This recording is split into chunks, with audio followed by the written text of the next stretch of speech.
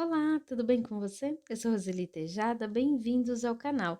No vídeo de hoje nós vamos falar qual a diferença entre uma crise de ansiedade e uma crise de pânico e o mais importante, o que fazer para reduzir, tá certo? A crise de ansiedade é um processo contínuo, é algo progressivo, vai crescendo. Uma crise de ansiedade, a pessoa vai ficando ansiosa a maior parte do tempo, por isso que é uma crescente, né? O tempo de duração numa crise de ansiedade pode durar minutos, dias, semanas, meses.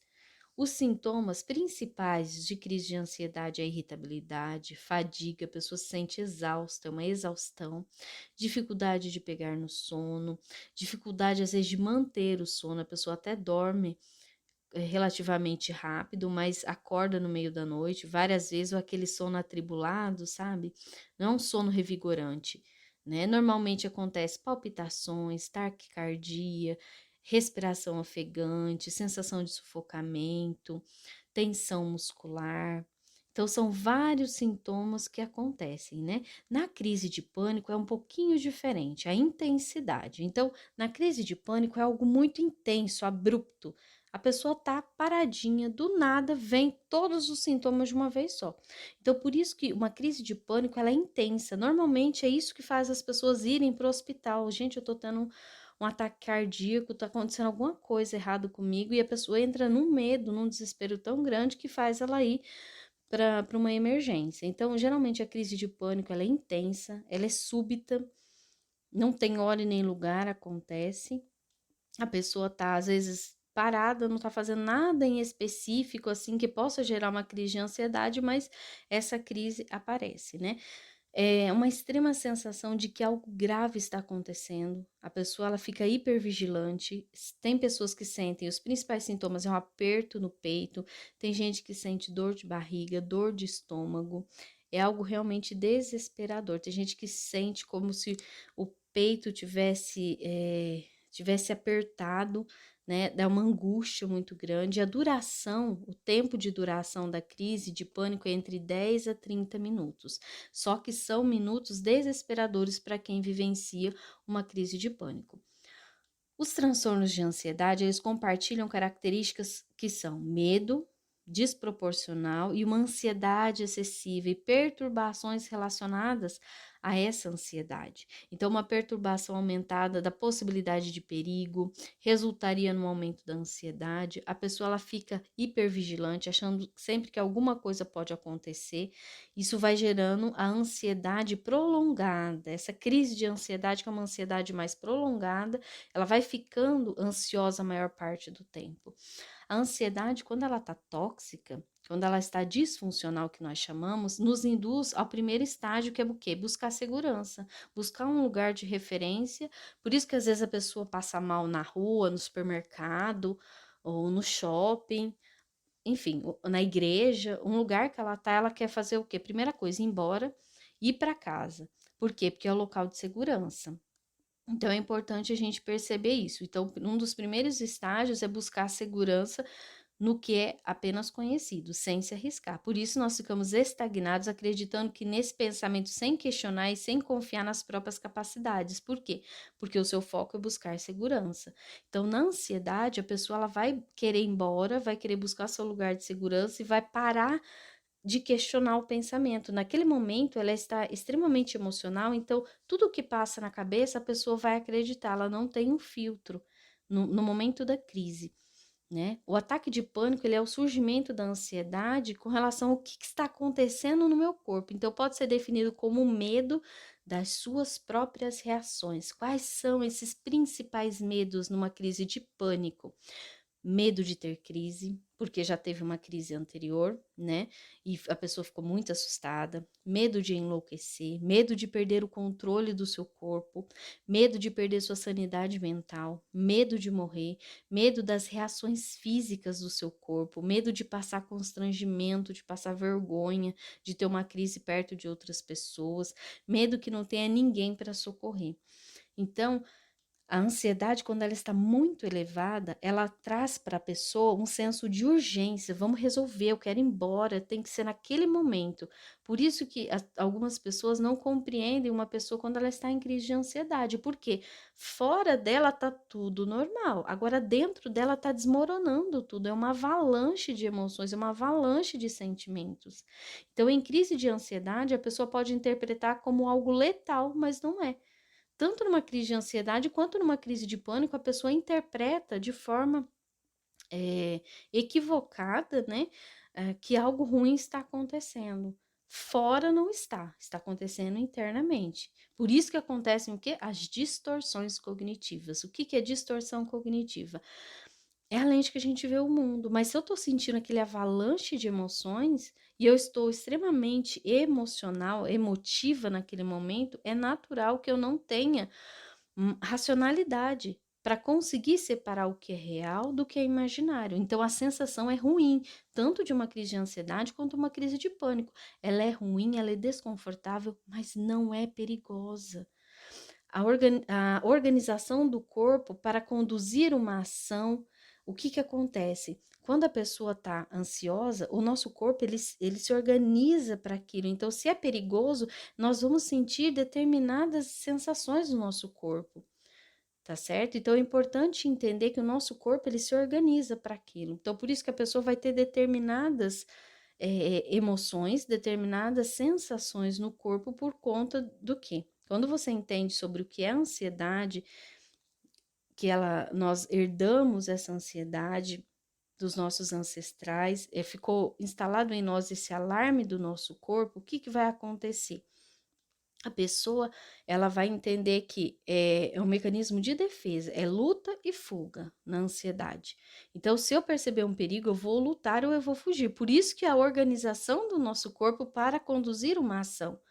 Só que nesse caso não é perigoso. Por quê? Porque nada externo está acontecendo. O que está acontecendo é internamente, mas mesmo assim o meu corpo ele vai se organizar para isso. Se eu for fugir, meu corpo ele vai se organizar. Então, o que, que vai acontecer? Em milésimos de segundo, eu vou ter determinadas sensações.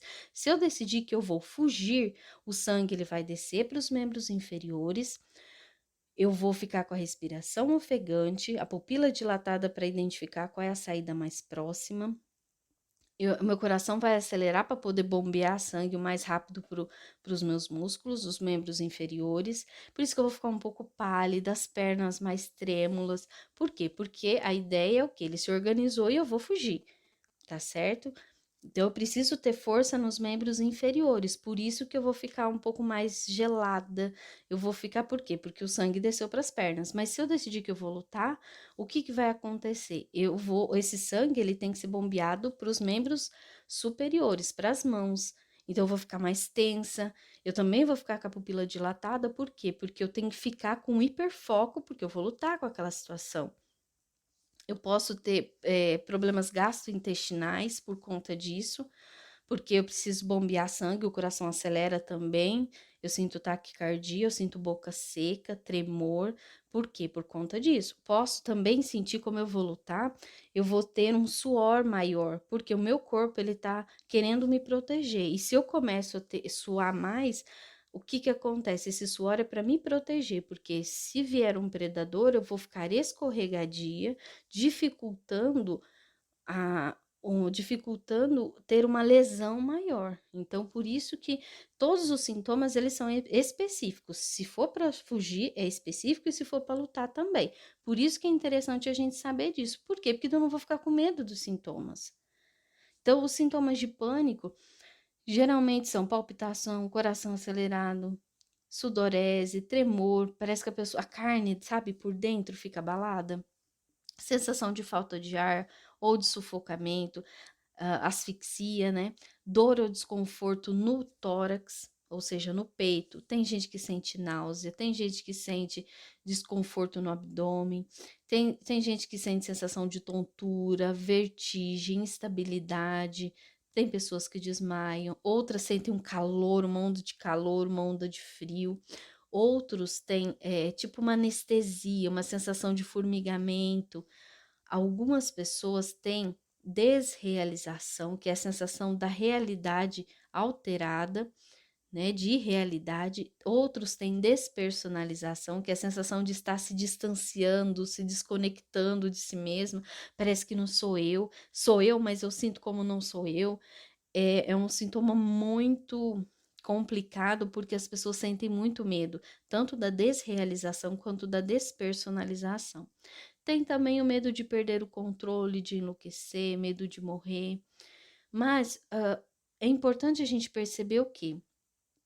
Que existem formas de eu aprender a lidar com essa situação, tá certo? Então eu já sei o que é uma crise de ansiedade, eu sei o que é uma crise de pânico. Agora, como que eu vou me acalmar nas crises?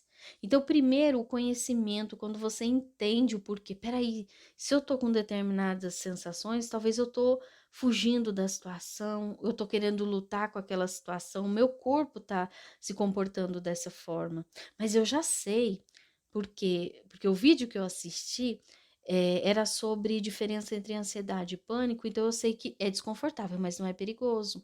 Então eu vou fazer o quê? Tirar o foco do que eu tô sentindo agora e colocar o foco no ambiente externo. Isso faz reduzir a duração da crise. Então, no momento de crise, tira o foco das sensações internas, ou seja, ai, meu coração tá acelerado. Nossa, mas eu tô sentindo formigamento, tira o foco disso e coloca o foco no ambiente onde você está. Olhe em detalhes o ambiente que você está para tirar o foco. Você pode colocar uma música, você pode colocar um vídeo para você assistir, ou você pode olhar detalhes do ambiente, se eu estou num quarto, se eu estou numa sala, o que tem nessa sala. Olha detalhes do ambiente para te ajudar a tirar o foco do que você está sentindo. Ou liga para alguém para falar de outro assunto, nada a ver com o que você está sentindo. Para quê? Para você conseguir desconectar das sensações que você está sentindo, para você prestar atenção em outro assunto para reduzir o tempo da crise, tá certo? Nada é eterno, tudo tem tempo de duração. Então, no momento da crise, tira o foco e foque no ambiente externo.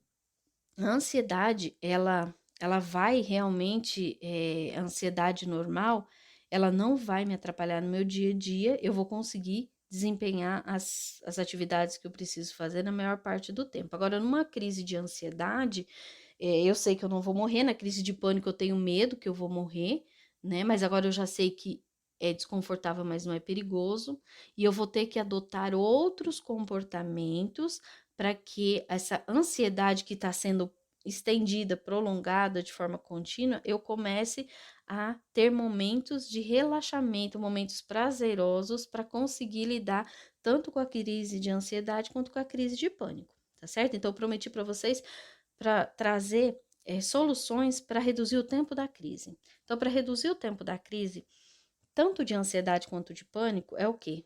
Técnicas de relaxamento. Faça relaxamento todos os dias. O que eu gosto muito é o treino de relaxamento muscular progressivo. Eu vou deixar no card para você olhar e assistir aquele vídeo. Faça todos os dias, porque ele é específico para crises de ansiedade, porque vai tirar a atenção do corpo todo. Então, assista o vídeo que vai te ajudar muito. Então, é importante entender. Quando eu tenho ansiedade elevada, eu não chego a ter crises intensas como a crise de pânico, mas essa ansiedade que é o tempo inteiro que eu fico preocupada, eu fico tensa, que me incomoda, eu posso fazer técnica de relaxamento, técnica de respiração todos os dias. Não preciso fazer muito tempo, 5, 10 minutos, já vai ajudar muito. Questionar os pensamentos. Quando eu questiono os meus pensamentos, isso vai me ajudar a lidar com a ansiedade, porque eu sei que eu não tô à mercê da situação, eu não tô me sentindo inferior, incapaz, porque um dos principais sintomas de ansiedade é achar que eu não consigo, que eu não sou capaz, tá certo? Então, questionar os pensamentos te ajuda e muito a não ter mais crises tão fortes, porque você vai entender a lógica da ansiedade. A ansiedade só veio para te